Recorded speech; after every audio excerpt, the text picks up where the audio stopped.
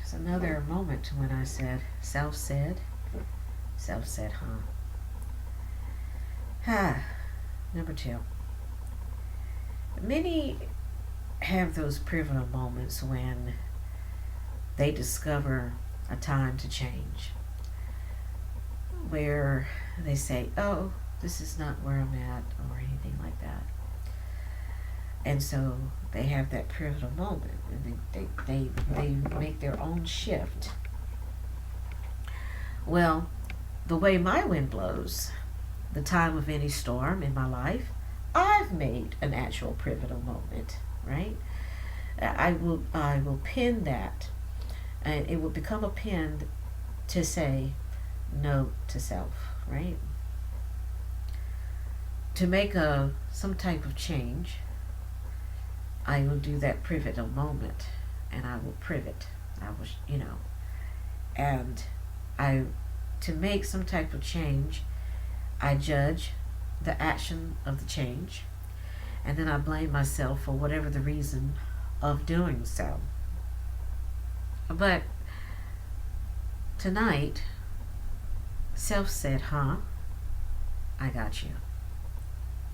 Based on my experiences, the knowledge that I have obtained, the resources and the research that I'm always constantly trying to grow my personal self, have gained wisdom. And wisdom have taught me that when Father Time allows me to gain that type of wisdom, it allows me to gain the wisdom of letting go without the privet. See, letting go, having the wisdom of letting go without the privet, it takes me out, it takes my ego out, it takes my pride out, and in some cases it will take my envy out, or jealousy, low-key jealousy, and the guilt and the shame of rejection, low-key self-rejection, because what I have learned that anyone that rejects you, don't take it personal, because that rejection has nothing to do with you. It has everything to do with them. It's something that they don't like or don't want, but it doesn't have nothing to do with me. And so they self-reject themselves from even wanting XYZ. And I'm not on that list. And that's okay, because, whatever. Same thing, all right? So Father Time have allowed me to gain wisdom of letting go without the privet. And that feels so good. And see, when something like that happens, it just happens effortlessly, without the self-rejection, but with the self-reflection. It's like, I really want to say it's like paradise, but it feels so good to have the self-reflection and not the self-rejection. Because the self-rejection allows me to look at the privet and judge myself, blame myself. I find guilty of myself, and I'll sit there and wallow, and I'll be like, how could you be so stupid, and how could you this and that, and I will start self-talking myself into low self-esteem and depression. And then I will turn that around and reflect that on somebody else. Oh, they never told me how good enough I was. No one should have to tell me that. I tell myself that. And so as I have been growing as my personal self, when self said, huh? Self said, huh? I said self said, huh? And I have the wisdom of letting things go. It just happens effortlessly, without self-rejection, but with self-reflection. Not blaming myself, but teaching myself to not leave the table when no one is serving me, but to leave the room. Leave the whole room. Leave the conversation on the phone.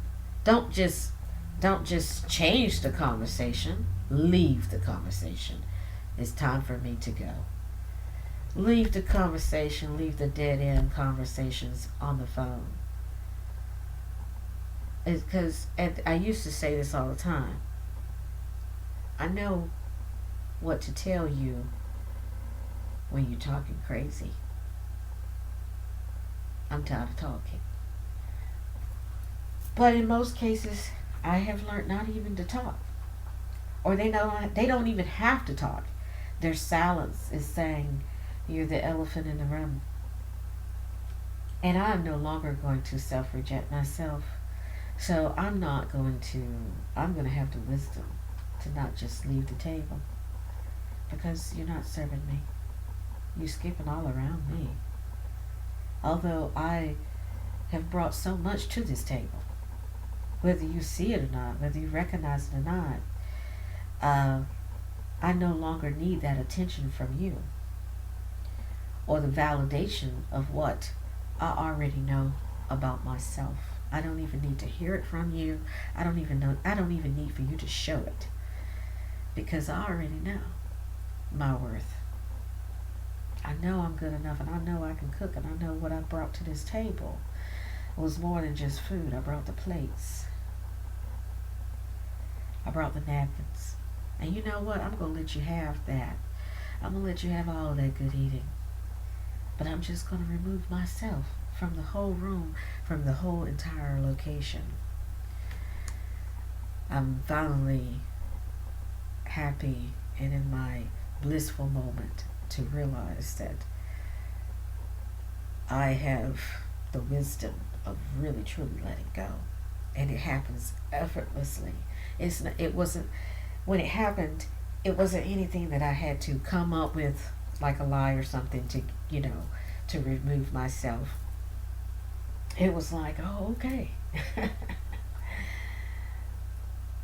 Until next time, one of those type things, and if we don't have a next time, I'm cool with that too. I really am. So the saying say, you know how people make you feel. But then I say, better yet, you know how to make yourself feel. And right now,